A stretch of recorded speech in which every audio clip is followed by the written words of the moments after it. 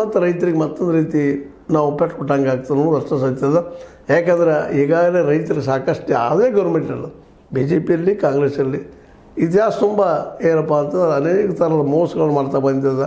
ಅವ್ರಿಗೆ ಮಾರ್ಕೆಟ್ ಕೊಟ್ಟಿಲ್ಲ ಅನ್ನೋದು ಗಮನದಲ್ಲಿಟ್ಟುಕೊಂಡು ಒಬ್ಬ ಜನನಾಯಕರಾದಂತಹ ಸಿದ್ದರಾಮಯ್ಯನವರು ಇಂಥ ಒಂದು ವಿಷಯಗಳತ್ತ ಗಮನ ಹರಿಸಿ ಪರಿಹಾರ ಮಾಡಬೇಕಾದ್ರೆ, ಜೊತೆಗೆ ಬಿ ಜೆ ಪಿನೂ ಸಹಿತ ಹೊಸ ಹೊಸ ಸಮಸ್ಯೆಗಳು ಹೇಳಿದ್ದಾವಪ್ಪ, ಏನು ಮಾಡಲಿಕ್ಕೆ ಆಗಿಲ್ಲ ಕಾಂಗ್ರೆಸ್ನಿಂದ, ಅವುಗಳನ್ನ ಇಶ್ಯೂ ಮಾಡಬೇಕು. ವಿನಃ ಎದ್ದ ತಕ್ಷಣ ಡಿ ಕೆ ಶಿ ಬಿ ಜೆ ಪಿ ಹೊಂಟರು, ಮತ್ತೇನೋ ಮಾಡಿದರು, ಒಡಿದುಬ್ಬಿ ಕಾಂಗ್ರೆಸ್ ಅನ್ನೋ ವಿಚಾರಗಳು ಇನ್ನು ಬಾಲಿಶ್ ಅಂತ ಅನ್ನಿಸ್ಬೋದು ಮುಂದಿನ ದಿನಗಳಲ್ಲೇ.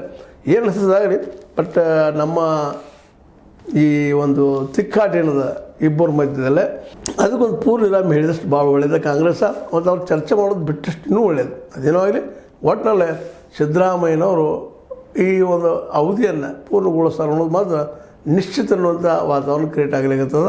ಅದೊಂದರೆ ಈಗ ಸಮಾಧಾನ ಅನ್ನೋ ಮಾತು.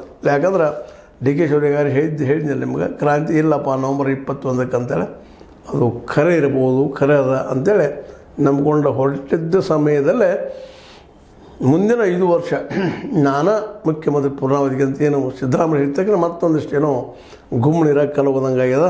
ಅದಕ್ಕೆ ಮತ್ತೆ ಚರ್ಚೆಗಳು ತೊಡೆ ಆಗೋಣ. ಅದೇನೋ ಆಗಲಿ, ಇದು ಎಲ್ಲಕ್ಕಿಂತಲೂ ಮುಖ್ಯವಾಗಿ ಸಿದ್ದರಾಮಯ್ಯರು ಮತ್ತು ಡಿ ಕೆ ಶಿ ಅವರು ಮುಂದಿನ ಜನ ನೆನಪಿಡುವಂಥದ್ದು ಏನಾದರೂ ಸಾಹಸ ಮಾಡಲಿಕ್ಕೆ ಸಾಧ್ಯ ಇದಲ್ಲ ಮುಂದಿನ 2.5 ವರ್ಷದಲ್ಲ ಅನ್ನೋದ್ರ ಬಗ್ಗೆ ಚಿಂತನೆ ಮಾಡಲಿ ಅಂತ ಹೇಳ್ತಾ, ಇದು ನಿಮ್ಮ ಲೈಕ್ ಆಗಿರ್ಬೋದು. ಲೈಕ್ ಮಾಡಿ ಶೇರ್ ಮಾಡಿರಿ, ಕಾಮೆಂಟ್ ಮಾಡಿ, ಜೊತೆಗೆ ಸಬ್ಸ್ಕ್ರೈಬ್ ಆಗೋದು ನಿಲ್ಲಿಸಬೇಡ್ರಿ. S16 ನ್ಯೂಸ್ ಅರ್ಥ ಸಿದ್ದರಾಮಯ್ಯ ಸತ್ಯಕ್ಕೆ ವಂದನೆಗಳು.